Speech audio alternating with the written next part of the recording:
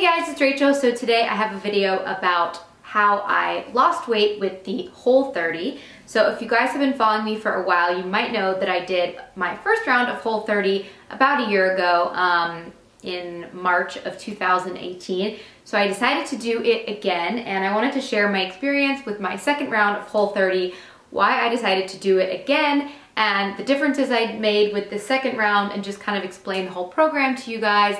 And then I'm going to answer your FAQs that you guys sent me on Instagram here in the video. So let's get started. For those of you guys who are not familiar with Whole30, it is a 30-day sort of detox. It is considered an elimination diet, although I hate using the word diet because it really isn't a diet in a traditional sense, because it's not something that you would continue to do after you complete the Whole30, so I'll explain that. So basically for 30 days, you eliminate certain food groups that are known to cause sensitivities in certain people. So that's not to say they're necessarily bad foods, they just cause sensitivities for some people. So the food groups that you have to eliminate during the 30 days are sugar, so any added sugar, including honey, cane sugar, brown sugar, all sugar, non-gluten grains, and gluten.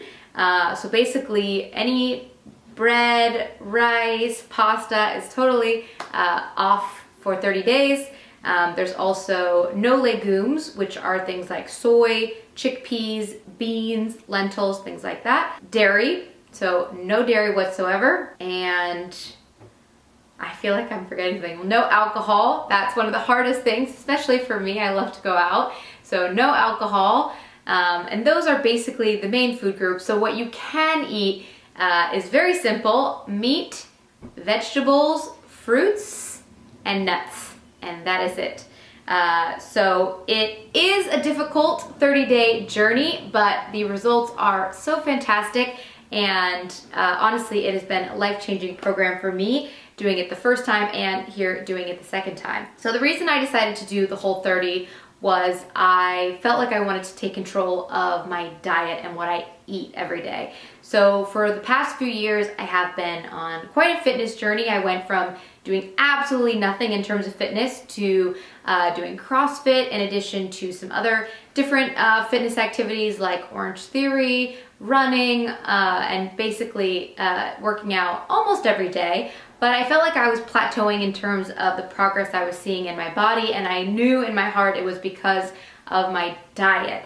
That's not to say I was a really unhealthy eater, but I know that the things that I ate weren't contributing to a super healthy lifestyle. So I wanted to try this out. I heard a lot about it, and actually the fact that it was so hard and so rigorous actually was interesting to me. I sometimes am a little bit competitive in a way, not competitive, but you know, it just brought out this sense of, I can do this, I have the willpower, 30 days. So I decided to give it a shot. And the first time I did it, if you guys are interested in that, I have a few different videos and a blog post all about that I will share in the links below. And it was an amazing experience. The biggest thing I feel like I learned from my first Whole30 was what was in food. So I feel like what we eat, we don't realize what we're eating half of the time, because all the processed foods that we eat, all the ingredients, if you're not paying attention, you're eating a lot of sugar. That was a really hard thing for me to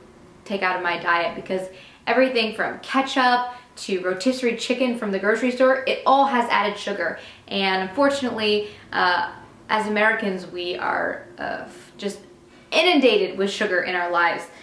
So that was something that I learned. I also learned how to cook. I really didn't know how to do almost anything. I could barely make scrambled eggs.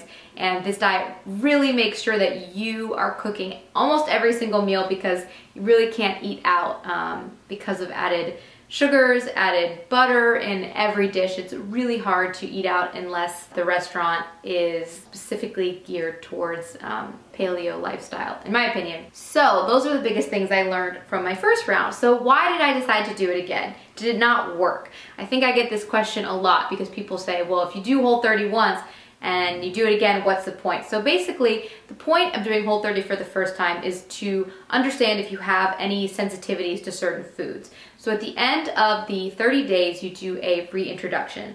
So over the course of 10 or however many days you want to do it, 10 to 20 days, you can reintroduce slowly those food groups. So basically, you've eliminated everything from your system that could cause sensitivities.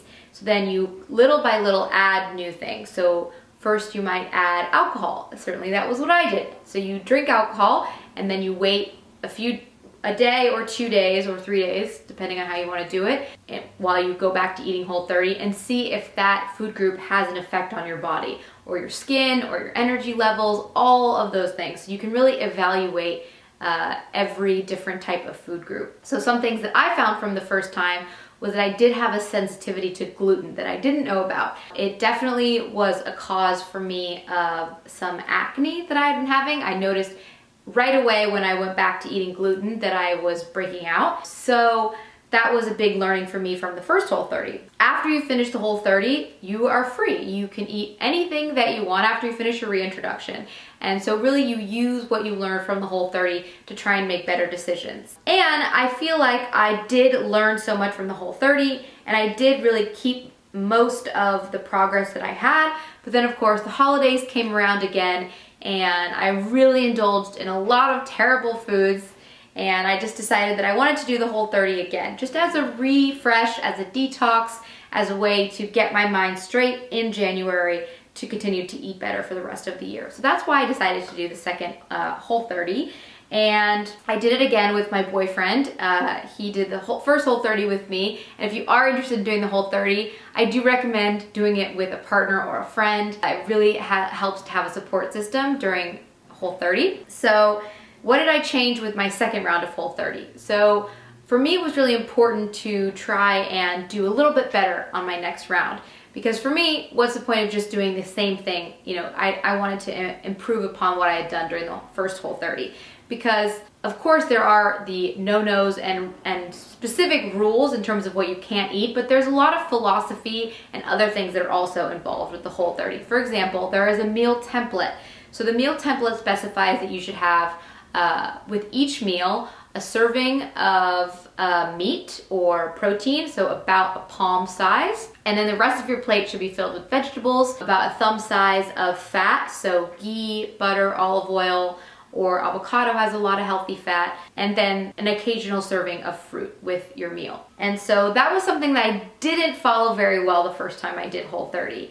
I definitely stayed within the rules. I didn't eat anything that was non-compliant, but my meals were not exactly following that template. So this time I made sure to eat vegetables with almost every single meal. I think that was a big change for me, was really incorporating more vegetables and reducing a little bit on the fruit, and also not snacking. So the Whole30 recommends eating 3 large meals and pretty much no snacking. And it's a little bit more difficult at the beginning because you're really hungry, but throughout the process you should try and center your days around 3 meals. And so that's something I did during the second round, was to really reduce my snacking, because sometimes I would have an apple or almonds between meals, and that's not necessarily a bad thing, but really making sure that your meals are filling and having 3 filling meals, I think, is a really great way of approaching the way you eat. And so I did try and do that during my second round of Whole30. So in terms of my results from the second round, I actually lost a lot more weight this time. I lost 8 pounds, and that was not my goal. My goal wasn't strictly weight loss. My goal was actually more about body fat. So I wanted to reduce my body fat percentage. And so this round I lost 3%, 2.7%, but we'll round up to 3, of body fat, which I was really, really proud of. And I lost a lot of inches. So I lost 2 inches from my hips, about 1.5 inches from my waist. And so you could really tell in my silhouette that I had shrunk down a little bit and definitely had more definition. And I worked out almost every day of the Whole30. I think I did 25 total days of fitness and 5 rest days during the Whole30. But I already did have a pretty active lifestyle, so this was just me pushing it a little bit further while doing the Whole30 journey. But I would say that the results are really mostly due to the way I was eating. I was really fueling my body in the best way possible during the Whole30. So if you guys are interested in doing the Whole30, I have a little bit of advice for you guys. So the first thing I definitely recommend is purchasing this book. So this is the Whole30, the 30-Day Guide to Total Health and Food Freedom. There are quite a few Whole30 books published by the founders, but this book I find is, in my opinion, the best because it really is exactly what you need to start the Whole30. It has all the do's and don'ts, a ton of advice, even things like how to approach people who maybe are your friends or your family who don't understand or might make fun of you for doing the Whole30. It has almost half the book is recipes, so there's a lot of great ideas for what to eat. And overall, it's just a really great book. I think a lot of people who quit the Whole30 have not read the book. I think that happens a lot because if you don't understand the philosophy behind while you're doing the Whole30, it can really feel just like torture. Like, why am I doing this? So this book really explains the reasons behind doing it. It talks about non-scale victories. So all of the things that you might benefit from the Whole30 beyond just weight loss. So now I'm going to answer your guys' questions. I asked on Instagram stories if you guys had questions about the Whole30, and you guys definitely did. So I'm going to respond to them here on YouTube. Okay, first question. What was the most challenging aspect of Whole30? So in my opinion, the hardest part of Whole30 is not so much the things that you can't eat and having those cravings, but for me, it was feeling like I'm always cooking. So you have to cook a lot on this diet. And I almost felt like a little bit of a shut-in, like I was chained to my stove in a way, because I did feel like I was cooking all the time. And because I work from home, I'm already at home all day, which is helpful, but in a way I just always felt like I was at home, felt like a little bit of a shut-in because I didn't go out as much to dinner I just didn't go out that much and didn't go out to drink or that kind of thing. So to me, that was the most challenging thing. This person also asked, what was the least challenging? So I think the least challenging was probably dairy. I feel like I don't have a ton of dairy. I definitely eat cheese, but other than that, I don't consume a ton of dairy, so that wasn't a food group that was super hard to give up. And probably legumes weren't that hard to give up. I mean, I do like beans and chickpeas, but I can definitely live without them. Whereas the most difficult categories of food to get rid of were gluten, grains, alcohol, and sugar. For sure. So what's next? When you're done with the 30 days, do you go eat the same way you did before the Whole30? So this is a great question, and it's covered a lot in the book. And if you have already done a round of Whole30, the next book that I recommend is called Food Freedom Forever by the same authors. And the idea of Food Freedom Forever is that after you complete the Whole30, you have this food freedom because you know the things that don't sit well with you, that might be causing you issues because of the Whole30, because of that elimination, then you can make better decisions in the future of what you do want to eat. And you can decide if it's worth it. It's all about, is it worth it? And there are times when I absolutely will eat things that I love, like pasta and bread. I'm not gonna go to France and not have a baguette or a croissant. I love those things. But if I'm at home, I might just choose to make eggs, make a healthy breakfast. And so it's really about making those choices. It's not a diet that you follow for the rest of your life, but that mentality of food freedom is something that is meant to stick with you after the Whole30. Next question, when did you start noticing results? So this is a really good question. And in the book, it goes through the day by day of Whole30, which is really helpful because there's a lot of different stages during the 30 days. The first few days are the worst. You often have a really bad headache. I know I did. I feel like I was hungover every single day, but I didn't even get to have that delicious glass of wine. And that's because your body is detoxing from sugar. And that is really, really difficult. And you really don't truly start noticing results, in my opinion, towards close to the end. For me, around day 18, 19 is when I really start to see the full benefits of Whole30 and really looking in the mirror and being like, oh, excuse me? So it does take a little bit of time to start noticing the results. And the first 10 days are, in my opinion, the most difficult, especially actually they say day 10 is the day most people quit. And that's because the newness has worn off. You're already sick of the foods and you're not seeing the results yet. But stick with it, my friends, because the results are incredible. I know I talked about it a little bit, but in addition to just the results in my body, I also had increased energy levels. I felt less brain fog, and I didn't have as much of a need for caffeine during the day. So I also got a lot of questions about vegetarians. So I will say this diet is mostly recommended for omnivores, meaning people who eat both meat and vegetables. A lot of the diet is based off of sort of this caveman mentality of food that we ate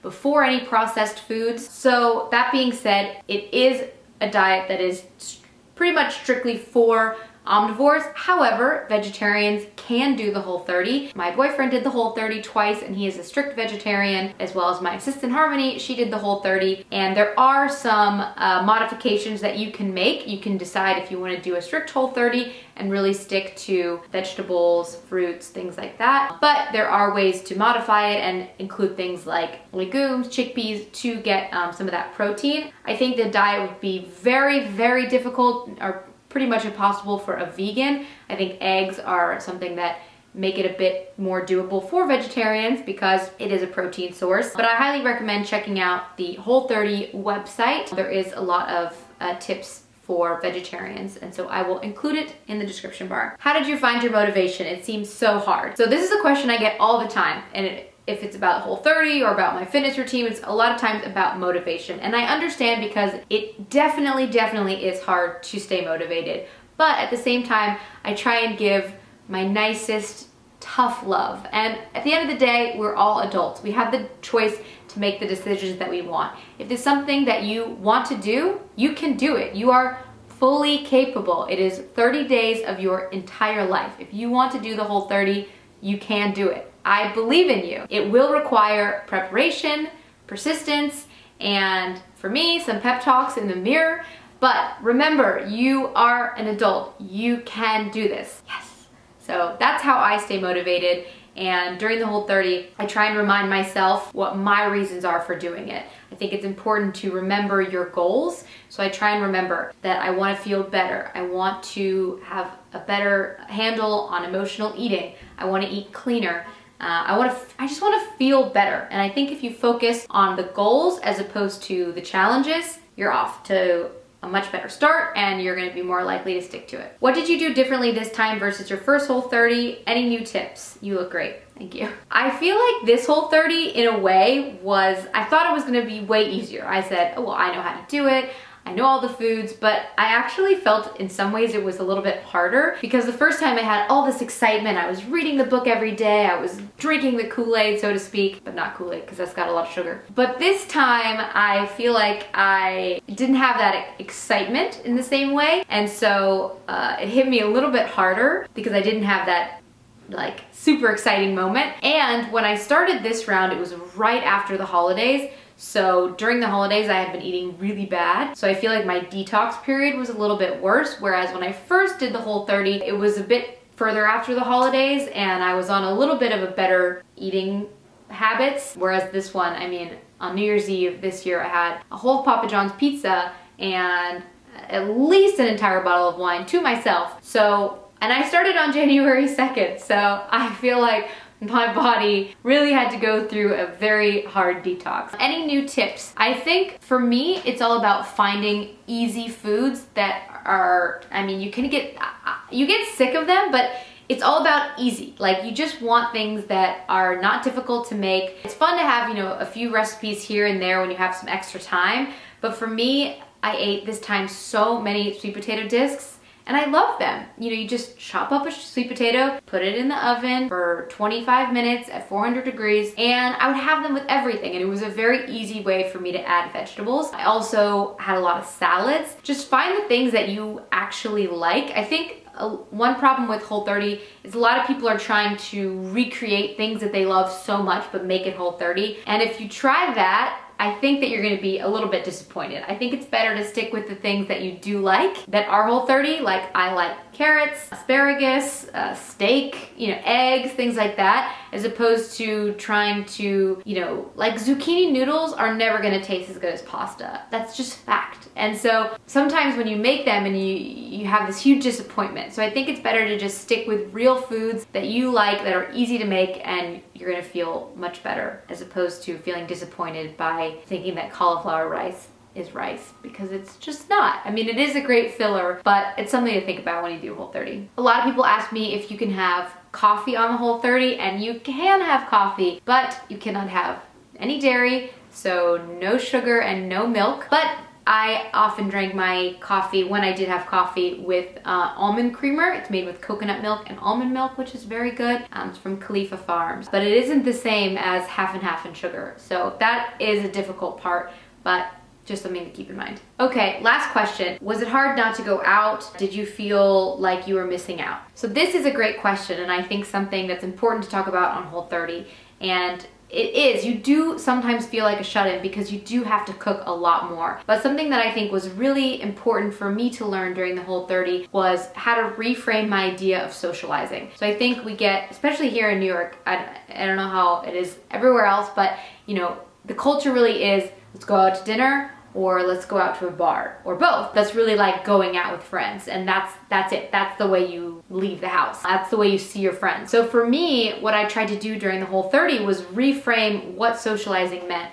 So things like going on a walk with my friends, going to get my nails done with my friends, going to the movies. It was very hard to resist the popcorn, but it is totally possible. And then we actually hosted our friends at our house. So we would invite our friends to come over, and we would make a meal that was Whole30 approved. We'd have a few extra things to make sure that people weren't during the Whole30 still felt at home. Like, we had some cheeses and things like that. Don't eat them. But it was a great way, and it was actually, to me, way more fun than just going to a restaurant. It was so much more fun to have everybody over, to play board games, all kinds of different things. And so I think it's an important way to remember that going out to dinner and eating and drinking are not what socializing is. Socializing is just being with the people that you love. And there are other ways to spend time with friends and family. And so thinking that way, I think, is important. And you can always eat beforehand. So I would go to events or go to the movies, or go out even to bars, and I already had food, and then I would just have a seltzer with a lime,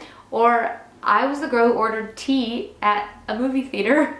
But you can do it, it's fine. And remember, it's only 30 days of your life, so you can do it if you're interested. I will link more information down below with my blog posts and other videos about Whole30. Thank you guys so much for watching, and I'll see you guys next time. Bye.